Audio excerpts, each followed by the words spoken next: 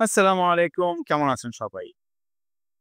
আমরা আজকে কথা বলবো ইউকে নিয়ে। ইউকে, লন্ডন, ইংল্যান্ড যে যেটাই বলেন সবই ঘুরে ফিরে এক। অনেকে হয়তোবা জানে, অনেকে জানে না।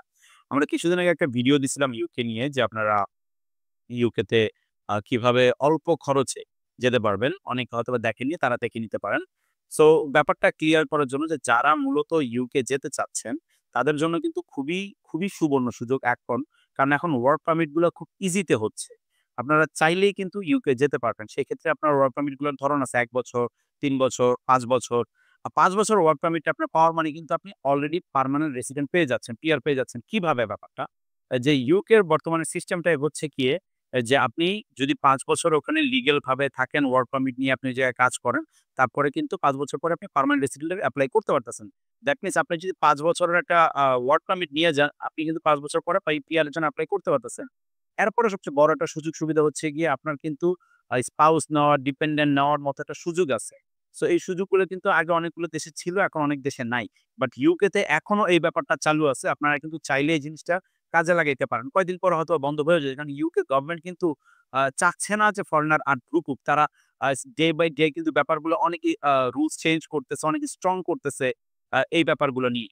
কিন্তু এখনো বাংলাদেশীদের জন্য কিন্তু এই অপশনটাও খুব ভালো একটা অপশন আছে যে আপনারা চাইলে ইউকে যেতে পারবেন সরাসরি ওয়ার্ক পারমিট নিয়ে।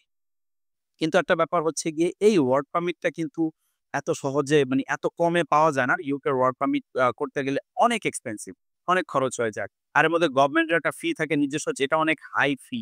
আর এছাড়াও নানানবিধি খরচ থাকে। সো এখানে আমাদের কিছু ট্রিকস আমরা ইউস করি যে জিনিসগুলো আসলে ইল্লিগাল।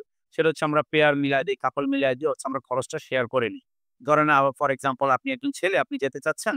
আ আপনার খরচ হচ্ছে ওয়ার্ক পারমিটে আপনার ৩০-৩৫ লাখ টাকা খরচ হয়ে যাচ্ছে একবার লিগ্যাল বা ৫ বছরের ওয়ার্ক পারমিট নিতে গেলে। আর একটু কম নিলে এটা ডিপেন্ড করে। আপনার খরচটা ডিপেন্ড করবে আপনি ১ বছর নিবেন না ৩ বছর নিবেন না ৫ বছর নিবেন। কারণ প্রতি বছর কিন্তু আপনার গভর্নমেন্টের একটা ফি থাকে। আপনার ১,০০০ ৩৫ পাউন্ডের মতো হয়তো ১,০৫০ পাউন্ডের মতো একটা গভর্নমেন্ট ফি থাকে ইয়ারলি। আপনি ৫ বছর নিলে আপনার কিন্তু সেই ৫,০০০ উপরে আপনাকে একটা অ্যামাউন্ট দিতে হয়। ৫,০০০ পাউন্ড ৫,০০০ সামথিং আপনার এখানেই মনে করেন যে প্রায় ৭-৮ লাখ টাকা চলে আসে। সো এটা ডিপেন্ড করে আপনি কয় বছরের ওয়ার্ক পারমিটটা নিবেন। সো এই হচ্ছে ব্যাপার। আর যদি কেউ স্টুডেন্ট ভিসা নিয়েও যেতে চান আপনার ইউকে তে, সেটাও খুব ভালো একটা অপরচুনিটি আছে। আপনার খুব ভালো সুযোগ সুবিধা আছে। আপনারা চাইলে এই ব্যাপারগুলো নিয়ে আমাদের সাথে সরাসরি যোগাযোগ করতে পারেন। আমাদের ডেসক্রিপশনে আমাদের Facebook এর পেজের লিংক দেওয়া আছে। ওখানে গেলে আমাদের WhatsApp নাম্বার আছে। চাইলে মেসেঞ্জারেও যোগাযোগ করতে পারেন। সো আমাদের যোগাযোগের মাধ্যমটা আমাদের বলে দিলাম। আর স্টুডেন্ট ভিসা নিয়ে যান, ওয়ার্ক ভিসা নিয়ে যান, আমাদের সাথে যোগাযোগ করতে পারেন। আমরা চেষ্টা করব আপনাদের যথেষ্ট পরিমাণে হেল্প করার জন্য জেনুইন ভাবে। আর হচ্ছে গিয়ে আমরা সব দেশ নিয়ে কাজ করি না। ২-১ টা দেশ নিয়ে আমরা শুধু কাজ করি যেগুলা একেবারে জেনুইন ভাবে ওয়ার্ক পারমিট করা যায় বা আপনার স্টুডেন্ট ভিসা গুলা করা যায়। সো এগুলো নিয়ে হচ্ছে গিয়ে আমরা কাজ করি। আর ইউকের যে ব্যাপারটা বলছিলাম সেটা হচ্ছে গিয়ে আমরা পেয়ার মিলিয়ে দেওয়ার চেষ্টা করি। ধরেন ফর এক্সাম্পল আপনি ৫ বছরের ওয়ার্ক পারমিট এ যাবেন যেক্ষেত্রে আপনার ৩০-৩৫ লাখ টাকার মতো খরচ আসবে।